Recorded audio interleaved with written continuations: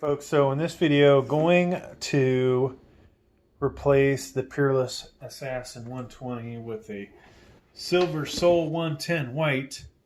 Why am I doing that? Well, this is really too much CPU cooler for the Ryzen 5 7600. It's only 65 watts TDP, so I'm going to get something that, doesn't quite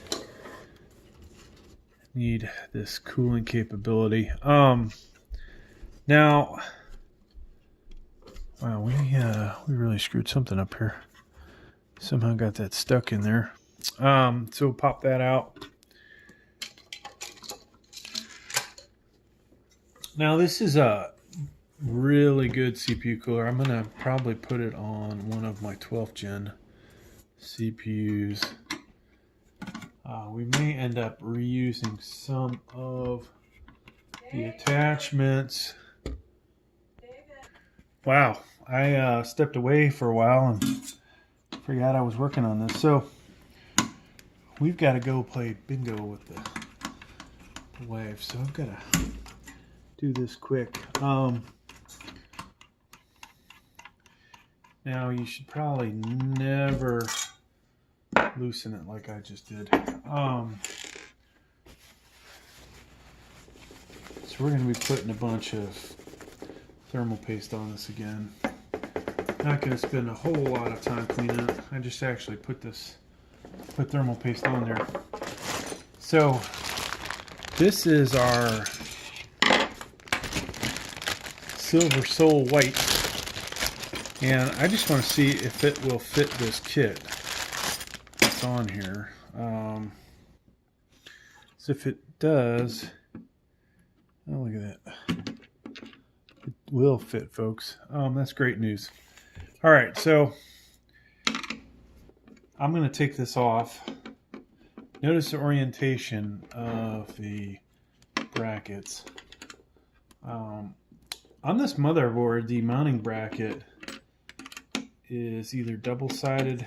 The back mounting plate is either glued on or it is permanently attached, which is interesting. I was not able to get it off in the other video. So when we get this thing disassembled,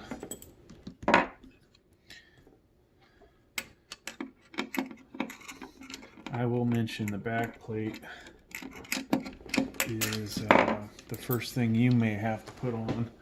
Let's move our light over. I think I'm blocking. All right.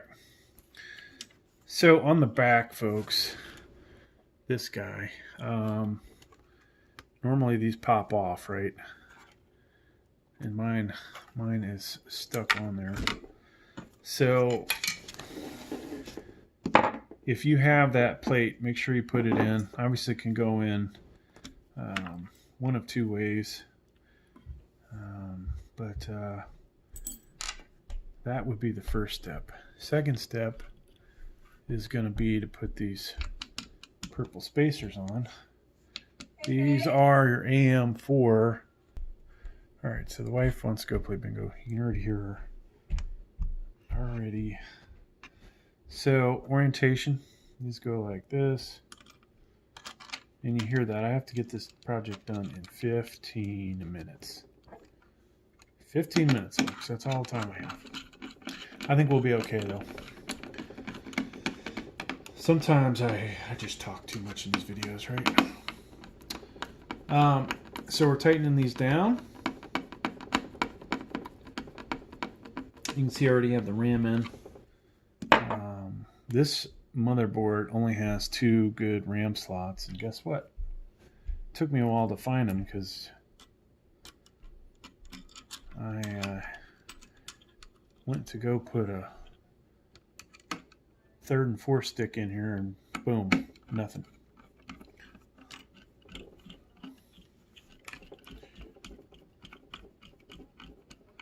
Alright, so we're tightening this down. Yeah, make sure these are nice and tight.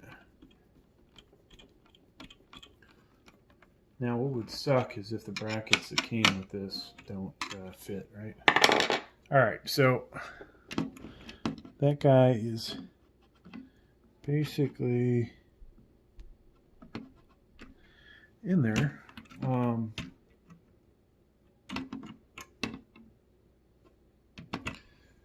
So we will put some thermal paste on there, and we'll use the thermal rate.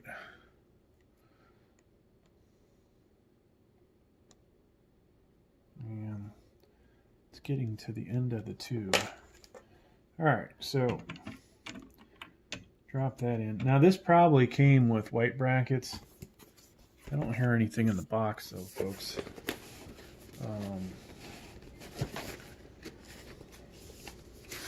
Let me just make sure. There's a box of hardware in here. Wow, I did all that jiggling around of the box. So you guys, just so you can see,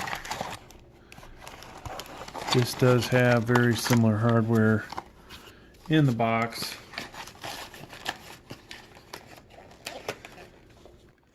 We'll go ahead with the one that we have here. All right. So try and get a couple of threads on these before going over to the other side.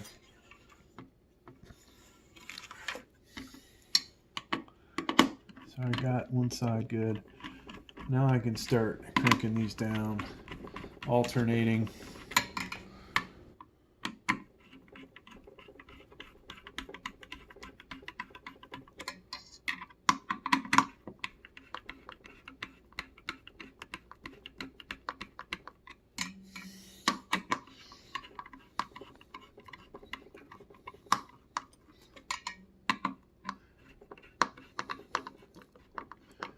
And that is done, folks. Now we just need our fan. Now in the bag I had all of the other hardware. And this is our exhaust side intake. So we want the intake on this side basically. And then we want it to exhaust going in this direction. Now there's a lot of cable here, so we'll go ahead and put this in and make sure you guys can see it. It looks like it's going to be difficult. Hopefully that's not in the way. All right, so I'm going to go ahead and drop this in. It can go in only one way. There is your CPU header on this motherboard. All right, so that's in. Now, folks, what I want to do with this is wind it around so that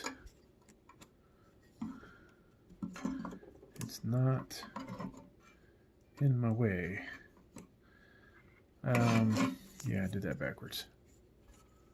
So we want to do it this way. And basically like that. Now, these hooks, hopefully we can get both sides in. Just gonna clamp in like so, all right? And we'll do the other side. And this is, you know, pretty easy. Sometimes these things are a little more complicated. And voila, all right? So after you ensure you put RAM on, I've got a power switch here. Basically, this guy here. You don't need a drive-in to boot to BIOS.